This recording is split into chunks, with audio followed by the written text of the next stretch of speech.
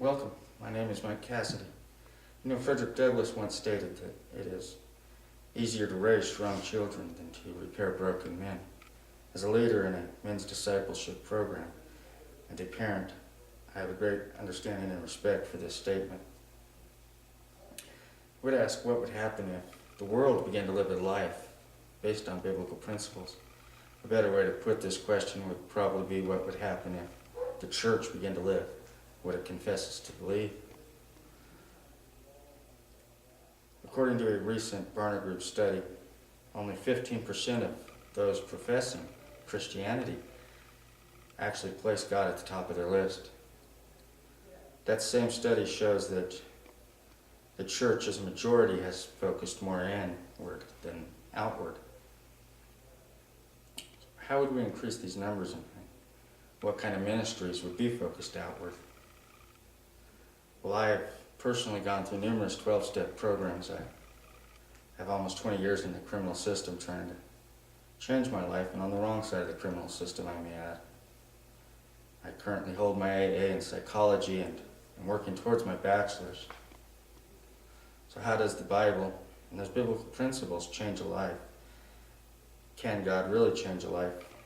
These are questions you'd have to answer for yourself. But what is Isaac's House? Who is accepted here? What goes on here? Well, Isaac's House is a ministry out of Calvary Baptist Church in Victor, Montana. The term Isaac's House stands for Instructing Saints, all about Christ. As a men's ministry, we focus primarily on the men in the family. Well, we do help everybody in the family. Anyone is accepted. Well, there is a lengthy written application. As Pastor Landis would put it, this written application is to help remove the curious and leave us only the serious. But we've had people from all walks of life, from coming straight out of the prison systems to somebody just needing to change their life. What goes on here during their stay at Isaac's House? To begin with, they have 9 classes a week, Monday through Friday. Saturday is their own personal day. Their first class each day is at 6:30, and then their evening class times vary from day to day. They're also required to meet with leadership at least twice a week, not only to keep open lines of communication, but to help apply those biblical principles to their lives, to gain a deeper understanding.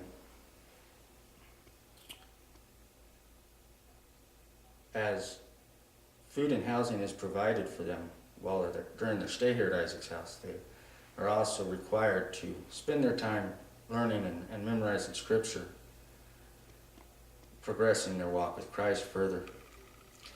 So as we've covered, Isaac's House is a men's ministry, a men's discipleship program that takes people from all walks of life. While we primarily focus on the men, we do help the rest of the family, as I've stated.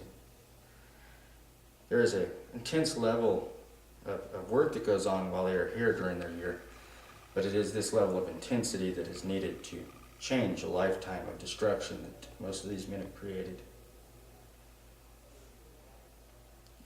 The theory behind this whole program is that strong men would create stronger families.